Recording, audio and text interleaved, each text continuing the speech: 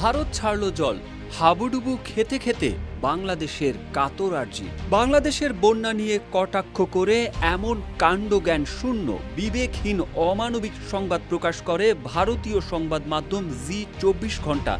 বাংলাদেশের বন্যা পরিস্থিতি নিয়ে এমন সংবাদ প্রকাশের জেরে জি মিডিয়ার ওয়েবসাইট হ্যাক করে বাংলাদেশি হ্যাকাররা ওয়েবসাইটটিতে লিখে দিয়েছে, বাংলাদেশের পরিস্থিতি নিয়ে মজা করার জন্য এই সাইটটি হ্যাক করা হয়েছে, আরও নোংরা করলে নিউজ চ্যানেল দখল করে ধ্বংস করব।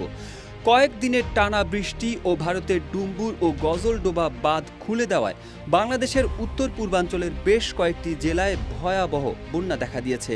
এতে লাখ লাখ মানুষের ঘরবাড়ি ও ফসলি জমি নষ্ট হয়েছে। ভয়াবহ এই মানবিক বিপর্যয়ের মধ্যেও নির্লজ্জ কটাক্ষ করল ভারতীয় এই মিডিয়া। যমুনা রেফ্রিজারেটর, খাবার ফ্রেশ তো লাইফ জম্পেশ। ভারতীয় মিডিয়ার নির্লজ্জ কটাক্ষের জবাবে বুধবার রাত 12টার পর থেকে জি মিডিয়ার ওয়েবসাইটে ঢুকলে ওয়েবসাইটটি বন্ধ দেখাচ্ছে এবং সেখানে লেখা রয়েছে সিস্টেম অ্যাডমিন বিডি কর্তৃক ওয়েবসাইটটি হ্যাক করা হয়েছে। জি24 ঘন্টা জি মিডিয়ার অধীনস্থ একটি সংবাদ মাধ্যম। এর আগে বুধবার বিকেলে জি24 ঘন্টার একটি সংবাদ সামাজিক যোগাযোগ মাধ্যমে ছড়িয়ে পড়ে। সেখানে দেখা যায় ভারতীয় সংবাদ মাধ্যমটি লিখেছে, ভারত ছাড়ল জল, হাবুডুবু খেতে খেতে বাংলাদেশের কাতর আর্জি। শিরোনামটি নিয়ে ব্যাপক ক্ষোভ প্রকাশ করেন বাংলাদেশি সামাজিক যোগাযোগ মাধ্যম ব্যবহারকারীরা। পরে সমালোচনার মুখে ওই শিরোনামটি পরিবর্তন করা হয়।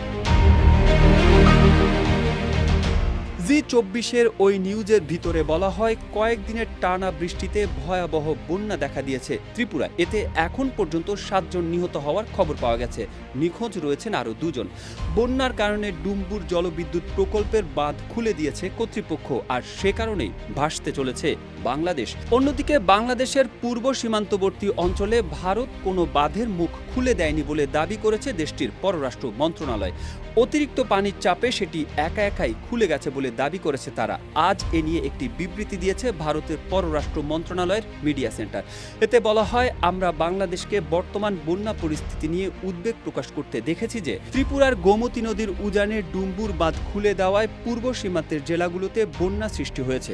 বাস্তবে এটি সঠিক নয়। আমরা উল্লেখ করতে চাই যে ভারত ও বাংলাদেশের মধ্য দিয়ে প্রবাহিত গোমতী নদীর ক্যাচমেন্ট এলাকায় গত কয়েকদিন ধরে এই বছরের সবচেয়ে বেশি বৃষ্টিপাত হয়েছে। বাংলাদেশে বন্যা মূলত বাঁধের নিচের দিকের এই বৃহৎ অববাহিকার পানির কারণে।